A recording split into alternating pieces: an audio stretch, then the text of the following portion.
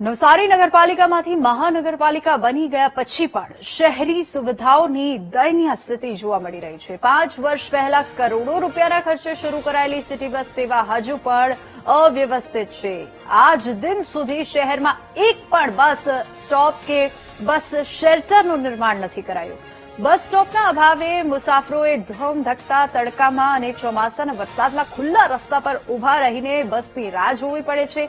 City બસના કોઈ નિશ્ચિત સ્ટોપ ન હોવાને કારણે ડ્રાઈવરો ગમે ત્યાં બસ રોકી દે છે, જેના કારણે શહેરના મુખ્ય રસ્તાઓ પર ટ્રાફિક જામની સમસ્યા પણ વધી ગઈ છે। અને મહાનગરપાલિકાના કમિશનરે જણાવ્યું હતું કે ટૂંક જ સમયમાં જ બસ સ્ટોપ અને અન્ય સુવિધાઓનું કામ શરૂ કરવામાં આવશે। ત્યારે જોવાનું રહ્યું કે લોકોને ક્યારે સિટી બસ માટે બસ સ્ટોપની સુવિધા મળશે।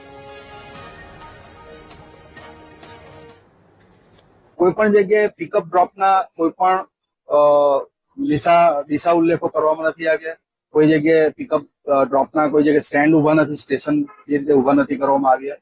તો તે બાબતે આ રીતની કોઈ વ્યવસ્થા ઉભી કરવી જોઈએ, જેથી ગામોથી આવતા જેવી રીતે કોઈ બારડોલી રોડથી આવે છે તો ગ્રીડ પર આપણે સુવિધા મળે છે બસની, ગ્રીડથી આપણાથી સ્ટેશન આવી શકાય કે ડેપો આવી શકાય, પણ ત્યાંથી પિકઅપ કરવું અને ક્યાં ડ્રોપ થવું એના કોઈ દિશા સૂચક બોર્ડો નથી।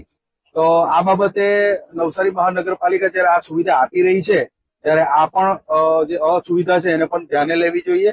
સિટી બસ સેવા છેલ્લા 5 થી 4 વર્ષથી શરૂઆત કરવામાં આવી છે અને આ સેવાની અંદર જ્યારથી આ શરૂઆત થઈ છે તે દિવસથી એક પણ એનું બસ સ્ટેન્ડ રાખવામાં આવ્યું નથી।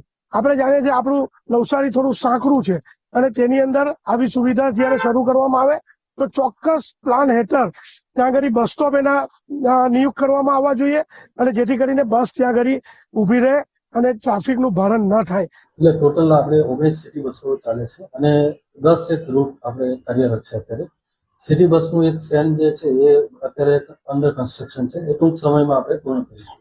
બીજા વચ્ચેના સ્ટેન્ડ જે છે એનું આયોજન આપણે કરી લીધું છે, એકાદ વાર ટેન્ડર પણ કર્યું છે પણ હજી સક્સેસ નથી ગયા, પણ ટૂંક સમયમાં આપણે ટેન્ડર કરી અને બસ સ્ટેન્ડોની વ્યવસ્થા થાય એ આપણે આયોજનની અંદર લઈ લીધું છે।